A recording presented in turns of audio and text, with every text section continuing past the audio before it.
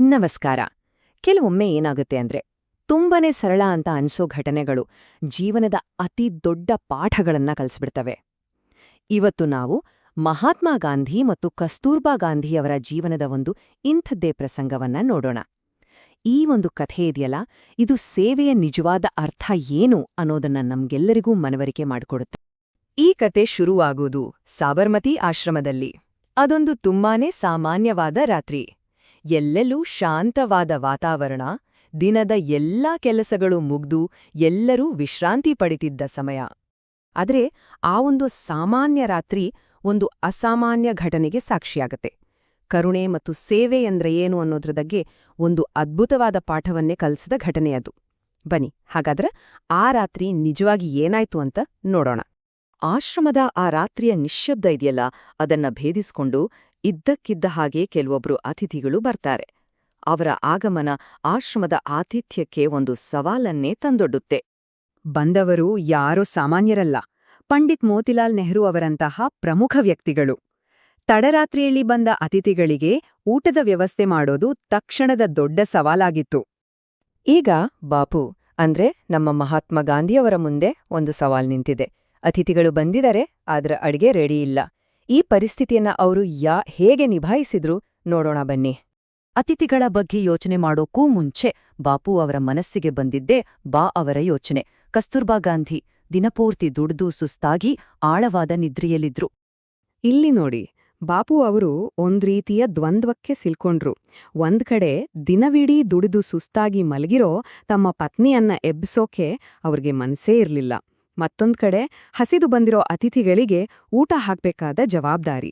ಇದು ನಿಜವಾಗ್ಲೂ ಅವರಲ್ಲಿದ್ದ ಕಾಳಜಿಯನ್ನ ಎಷ್ಟು ಅದ್ಭುತವಾಗಿ ತೋರಿಸುತ್ತೆ ಅಲ್ವಾ? ಹಾಗಾಗಿ ಬಾಪು ಒಂದು ಪರಿಹಾರವನ್ನ ಕಂಡುಕೊಳ್ತಾರೆ. ಅವರನ್ನ ಎಬ್ಸೋದು ಬೇಡವೇ ಬೇಡ ಅಂತ ನಿರ್ಧರಿಸಿ ಆಶ್ರಮದಲ್ಲಿದ್ದ ಟ್ರಾವಂಕೂರಿನ ಒಬ್ಬ ಹುಡುಗ ಮತ್ತು ಕುಸುಮ್ ಅನ್ನೋ ಹುಡುಗಿಯ ಸಹಾಯದಿಂದ ಅತಿಥಿಗಳಿಗೆ ಊಟ ರೆಡಿ ಮಾಡೋಕೆ ಮುಂದಾಗ್ತಾರೆ. ಊಟದ ವ್ಯವಸ್ಥೆಯಂತೂ ಆಯ್ತು. ಆದ್ರೆ ಈ ಕಥೆಯ ಅಸಲಿ ತಿರುವು ಇರೋದೇ ಇಲ್ಲಿ. ಅವ್ರಿಗೆ ಎಚ್ಚರವಾದಾಗ ಏನಾಯ್ತು ಅನ್ನೋದನ್ನ ನೋಡೋಣ. ಸ್ವಲ್ಪ ಹೊತ್ತಿನ ನಂತರ ನಿದ್ದೆಯಿಂದೆದ್ದ ಸಹಜವಾಗಿಯೇ ಅಡಿಗೆ ಮನೆ ಕಡೆಗೆ ಬರ್ತಾರೆ. ಆದ್ರೆ ಅಲ್ಲಿ ಕಂಡ ದೃಶ್ಯ ಅವರಿಗೆ ಆಶ್ಚರ್ಯ ತರಿಸತ್ತೆ. ಯಾಕಂದ್ರೆ ಇಬ್ರೂ ಯುವಕರು ಅಡಿಗೆ ಮಾಡ್ತಾ ಇದ್ರು. ಆಗ ಬಾಪು ಅವರತ್ರ ಹೋಗಿ ತುಂಬಾನೇ ಮೃದುವಾಗಿ ಕೇಳ್ತಾರೆ, ನನ್ನನ್ನು ಯಾಕೆ ಎಬ್ಬಿಸಲಿಲ್ಲ? ನಾನು ಸುಸ್ತಾಗಿದ್ದೆ ಅನ್ನೋದು ನಿಜ, ಆದರೆ ಈ ಮಕ್ಳಿಗೂ ವಿಶ್ರಾಂತಿ ಬೇಕಿತ್ತಲ್ವಾ? ನೋಡಿ, ಈ ಒಂದು ಸರಳ ಪ್ರಶ್ನೆಯಲ್ಲಿ ಅವರ ಸಹಾನುಭೂತಿಯ ಆಳ ಎಷ್ಟಿದೆ ಅಂತ. ಹಾಗಾದ್ರೆ ಈ ಚಿಕ್ಕ ಘಟನೆಯಿಂದ ನಾವು ಕಲಿಯಬೇಕಾದ ಪಾಠವಾದ್ರೂ ಏನು? ಸೇವೆಯ ನಿಜವಾದ ಅರ್ಥವನ್ನ ಇದು ನಮಗೆ ಹೇಗೆ ವಿವರಿಸುತ್ತೆ? ಈ ಘಟನೆ ಸೇವೆಯ 3 ಮುಖ್ಯ ಆಯಾಮಗಳನ್ನ ನಮಗೆಲ್ಲರಿಗೂ ತೋರಿಸ್ಕೊಡುತ್ತೆ.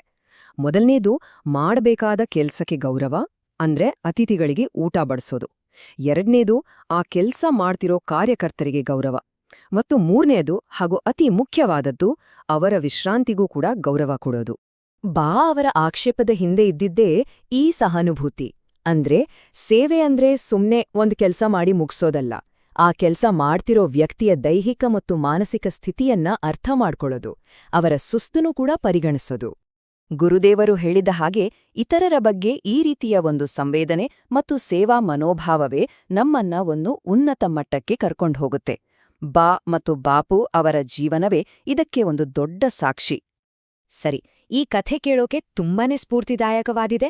ಆದ್ರೆ ಇಷ್ಟು ವರ್ಷಗಳ ಹಿಂದಿನ ಈ ಪಾಠ ಇವತ್ತಿನ ನಮ್ಮ ಫಾಸ್ಟ್ ಪೇಸ್ಡ್ ಜೀವನಕ್ಕೆ ಹೇಗೆ ಸಂಬಂಧಪಟ್ಟಿದ್ದು? ಈ ಪ್ರಶ್ನೆಯನ್ನ ನಾವು ನಮ್ಗೆ ನಾವೇ ಕೇಳ್ಕೊಳ್ಳೇಬೇಕು ಅಲ್ವಾ?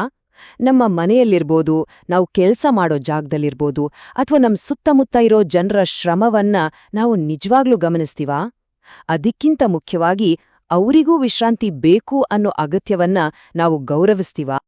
ಹಾಗಾಗಿ ನಾವು ನೆನ್ಪಿಡ್ಬೇಕಾದ ಪಾಠ ಇಷ್ಟೇ.